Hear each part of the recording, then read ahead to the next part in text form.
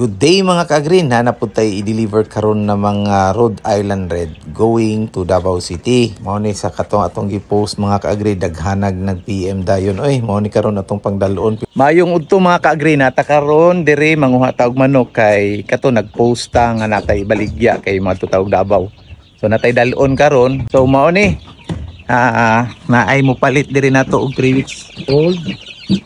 Ay dire ikuha na ni Jungjung. Dagani tapos naapo diri kani ato ang running 6 weeks old anak dia mo ni siya mga ka-agree. Tapos naatay day old diri nagahapon na po sa kita yun.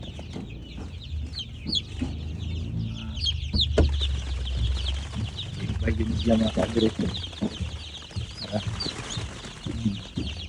2 days old na siya.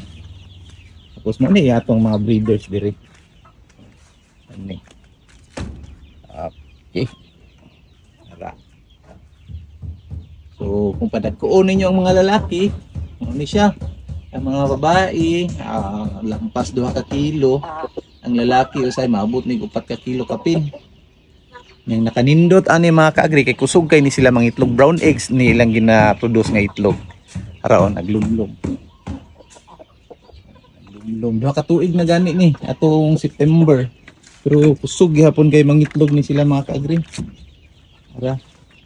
So, atong breeders, ginakulong lang nato atong mga breeders mga ka-agree.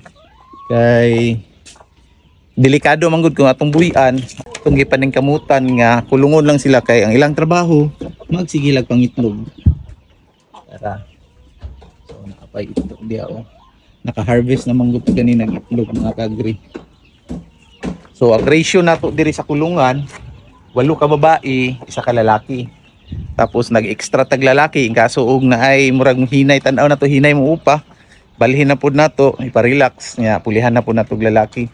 Pakaon nato diri once a day lang ang kaon, 110 grams ang kaon ani nila kada adlaw every morning. Ana. Pero pag piso gani basta padulong 2 months old banat yun ta. Adlibitom ta diri mga ka-agree. Integrawan ato ang ginagamit kani sa bimig tapos adlibitom ang kaon ani. Kani karon kay gagmay pa man sabod lang nato pagka damtan ani pila ka adlaw butang na nato sa tray, feeding tray. So mo ni siya. Mo na itong gamayng backyard farm. Then enjoy pud kaayo, makalingaw jud mga ka-agree no. Mo ni siya kulungan sa tong breeders diri. Kana.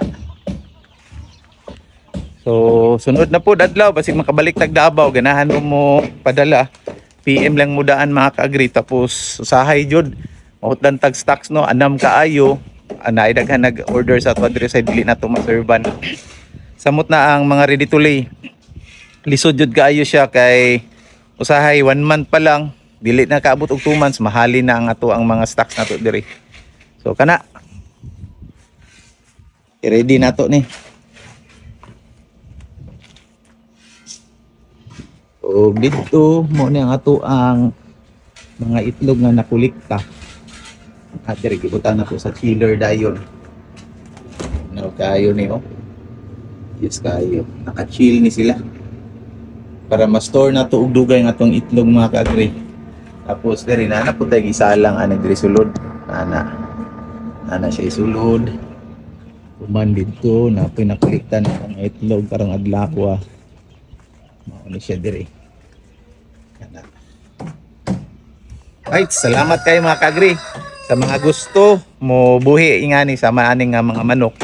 PM lang sa tong page na arami diri sa Digo City, Davao del Sur. Nya sa mamalit pakapinatong Madrid di Agua kay natay daghang Madrid di Agua dira oh. Turok oh dali kayo giputol na mo ang punuan kay ni dako. Pag turok dira presko kayo. Madrid di Agua ganahan kay mga manok ani mo kaon mga ka-agree. Daghang salamat. God bless and happy farming.